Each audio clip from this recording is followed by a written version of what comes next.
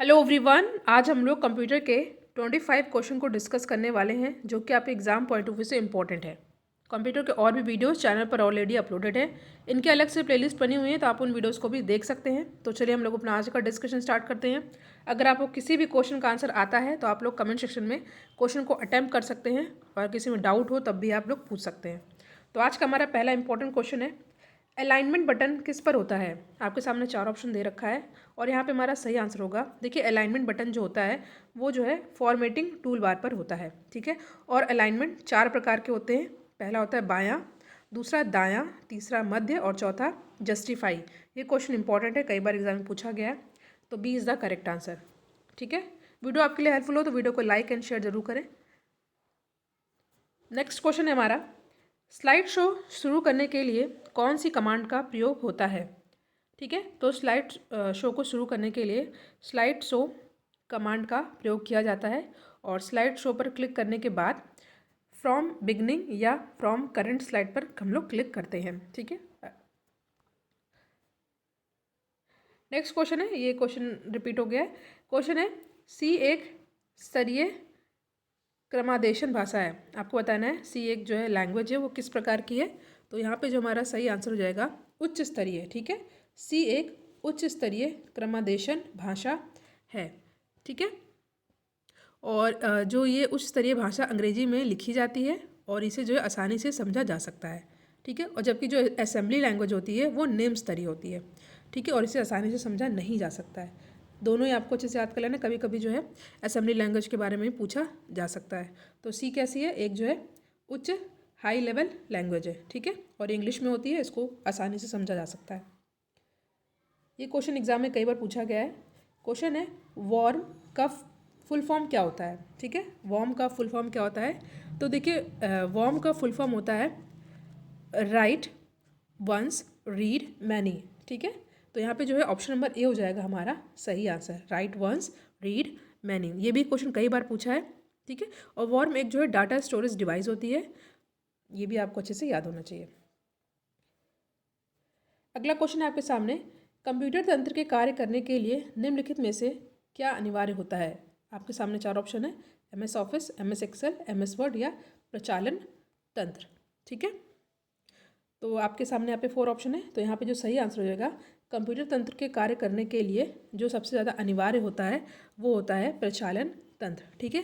इसको हम लोग क्या बोलते हैं इंग्लिश में, ऑपरेटिंग सिस्टम। बिना इसके काम नहीं होगा, ठीक है। ऑपरेटिंग सिस्टम जो है प्रोग्रामों का एक सेट होता है जो कंप्यूटर के जो संसाधनों को एक तरह से सेट करता है, ठीक है, प्रबंधित करता है, और उनको डिज़ाइन भी किया जा सकता है ऐसे। तो यहाँ पे जो सही आंसर हो जाएगा ऑप्शन नंबर ए हो जाएगा हमारा सही आंसर है। ये सभी तो एप्लीकेशन सॉफ्टवेयर है, ठीक है, इससे आप लोग यूज़ कर सकते हैं, बट जो इम्पोर्टेंट होता है वो होता है ऑपरेटिंग सिस्टम। ये मैंने कई बार डिस्कस भी किया है आपसे। नेक्स्ट क्वेश्चन है, प्रिंट देने के लिए क्या सिलेक्ट करेंगे आप, ठीक है। आपके सामने 4 ऑप्शन है, प्रिंट देने के लिए क्या सिलेक्ट करना होता है। तो प्रिंट देने के लिए फाइल जो है सिलेक्ट करना होता है, ठीक है। और एडिट मेन्यू जो होता है, जो यहाँ पे दिया है, ये भी आप लोग देख लीजिए क्या होता है। ये जो एडिट मेन्यू होता है ये फाइल में परिवर्तन करने के लिए होता है, ठीक है। और जो टूल्स मेन्यू होता है, इस मेन्यू का प्रयोग जो है हम लोग जो है टेबल टूल या के लिए करते हैं, ठीक है। टेबल टूल हो गया या पिक्चर टूल हो गया या ड्राइविंग टूल हो गया, इनमें हम लोग इसका प्रयोग करते हैं।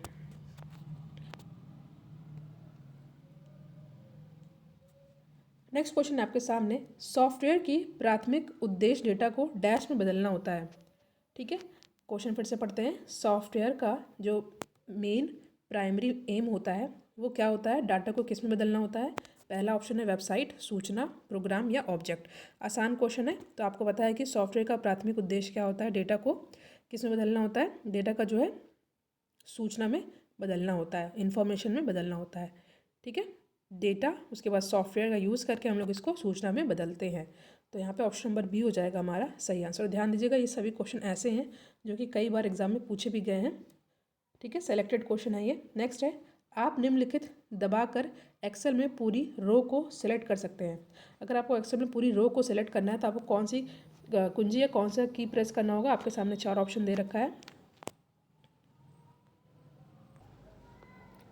तो यहाँ पे हमारा सही आंसर होगा, यहाँ पे ऑप्शन हमारा D, shift plus space bar, ठीक है। शिफ्ट प्लस स्पेस बार को आप लोग प्रेस करके पूरी रो को जो है सेलेक्ट कर सकते हैं। अगर पूछा जाए आपसे कि अगर आपको पूरी कॉलम को सिलेक्ट करना है तो कौन सी कुंजी या की को प्रेस किया जाता है, तो ये होता है कंट्रोल प्लस स्पेस बार। ठीक है, कंट्रोल प्लस स्पेस बार जो है ये पूरे कॉलम को जो है आपको सेलेक्ट करेगा, और जो शिफ्ट प्लस स्पेस बार है ये पूरे रो को सेलेक्ट करेगा। तो यहाँ पे ऑप्शन नंबर डी सही हो जाएगा हमारा सही आंसर। नेक्स्ट क्वेश्चन है आपके सामने कि पावर पॉइंट में स्लाइड को श्रेणीबद्ध करने वाली कमांड को किस मेनू में पाई जाती है? फाइल्स, टूल्स, व्यू या एडिट? तो जो यहाँ पे हमारा सही आंसर रहेगा जो हो जाएगा ऑप्शन नंबर सी, व्यू। ये भी क्वेश्चन इंपॉर्टेंट है। तो पावर पॉइंट में स्लाइड को श्रेणीबद्ध करने वाली कमांड व्यू मेनू में पाई जाती है। अगला प्रश्न है आपके सामने, MS पावर पॉइंट 97 2003 का एक्सटेंशन क्या है? ठीक है, इंपॉर्टेंट क्वेश्चन है, फिर से पढ़ते हैं।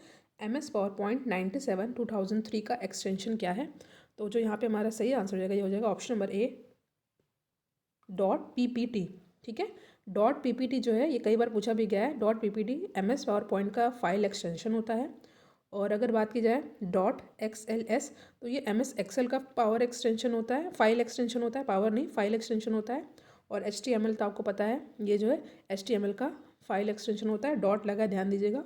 और जो ये ठीक है, और .gif ये क्या होता है, ये इमेज फाइल का एक्सटेंशन होता है।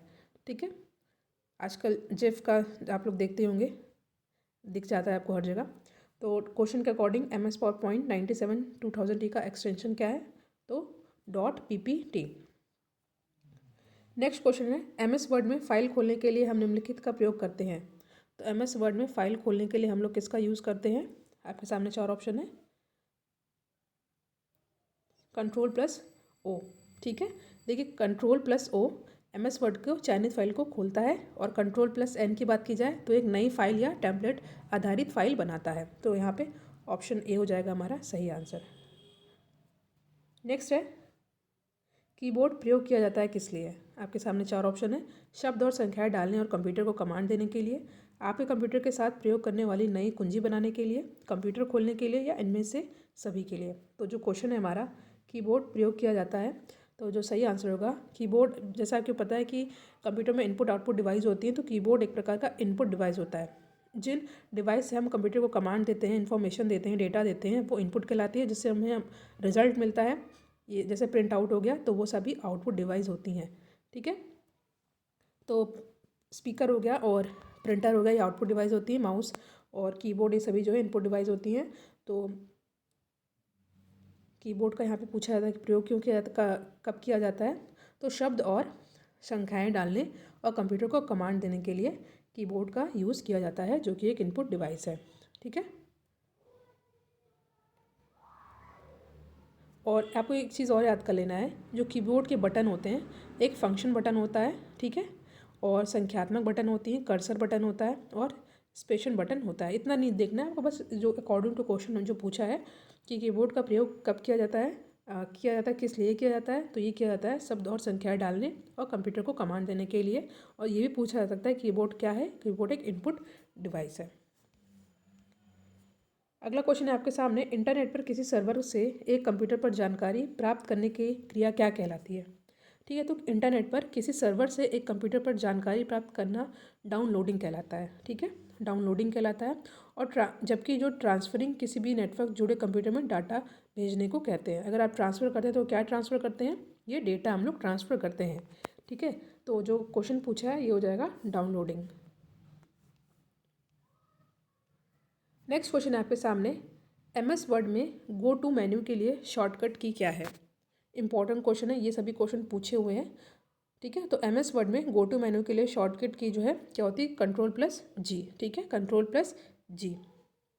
और इसका प्रयोग हम लोग किसी पेज, बुक फॉर्म या फुट नोट, टेबल या कमेंट या ग्राफिक पर कर सकते हैं। इससे करके हम लोग वहाँ पे जा सकते हैं। ठीक है, MS पावर पॉइंट में नई स्लाइड के प्रवेशन के लिए शॉर्ट की कौन सी होती है?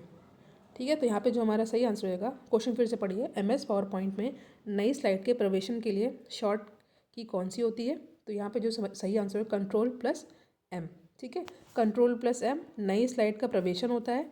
कंट्रोल प्लस O फाइल खोलना होता है। कंट्रोल प्लस एन, ये जो है नए प्रेजेंटेशन तैयार करना होता है। ठीक है,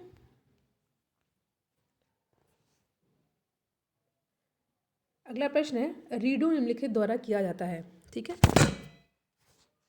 क्वेश्चन आपके सामने, रीडू निम्नलिखित द्वारा किया जाता है। 4 ऑप्शन आपके सामने दे रखा है, तो यहाँ पे जो सही आंसर हो जाएगा option number B, control plus Y. ठीक है, कंट्रोल प्लस वाई, इसको हम लोग अंडू करने के लिए करते हैं। जो आपने काम किया, जैसे कि यहाँ पे मैं आपको बताती हूँ, जैसे ये मैंने यहाँ पे लिखा राइट का निशान, अभी हम इसको अंडू करने के लिए देखिए ये चला गया पीछे, तो हमने जैसे लिखा यहाँ पे SH, तो H को ये देखिए ये अंडू हो रहा है। ठीक है, इसे अंडू करना कहते हैं। और फिलहाल में रीडू पूछा है, तो जो क्वेश्चन का सही आंसर होगा कंट्रोल प्लस वाई होगा। ठीक है, अगला क्वेश्चन आपके सामने, निम्नलिखित में से कौन सा या कौन से मूल ऑपरेशन कंप्यूटर द्वारा किया जाता है या किए जाते हैं। पहला दिया है अंकगणितीय ऑपरेशन, तार्किक ऑपरेशन, संचय और पुनर्प्राप्ति, या ये सभी। तो ये क्वेश्चन इंपॉर्टेंट है। निम्नलिखित में से कौन सा से ऑपरेशन कंप्यूटर द्वारा किया जाता है, तो जो सही आंसर रहेगा ऑप्शन नंबर डी, ये सभी। ठीक है, अंकगणितीय ऑपरेशन भी, तार्किक ऑपरेशन भी और संचय पुनर्प्राप्ति भी, तो option number D is the correct answer. अगला क्वेश्चन है निम्नलिखित में से कौन सा लैंग्वेज पैस्कल से प्राप्त सिस्टम प्रोग्रामिंग लैंग्वेज है एवं रक्षा एप्लीकेशन के लिए अभीष्ट है। तो एडा इज द करेक्ट आंसर। ठीक है, एडा लैंग्वेज पैस्कल से प्राप्त सिस्टम प्रोग्रामिंग लैंग्वेज है और ये रक्षा एप्लीकेशन के लिए भी बहुत ही ज़्यादा इंपॉर्टेंट है। नेक्स्ट क्वेश्चन इज निम्नलिखित में से कौन सा या कौन से, आई थिंक ये सेम क्वेश्चन हो गया है। ठीक है, तो आज हमने कंप्यूटर के 25 क्वेश्चन को डिस्कस किया है, जो कि एग्ज़ाम के लिए इंपॉर्टेंट है। प्लेलिस्ट को आप लोग विजिट ज़रूर कीजिएगा, और रीजनिंग की सीरीज़ चल रही है जो कि एग्ज़ाम के लिए इंपॉर्टेंट है, उनको भी आप लोग ज़रूर देखें। सबकी प्लेलिस्ट अलग बना दी गई ताकि आपको कन्फ्यूज़न ना हो, सभी वीडियो आपको एक जगह मिल जाएंगे। वीडियो आपके लिए हेल्पफुल हो तो वीडियो को लाइक एंड शेयर ज़रूर करें।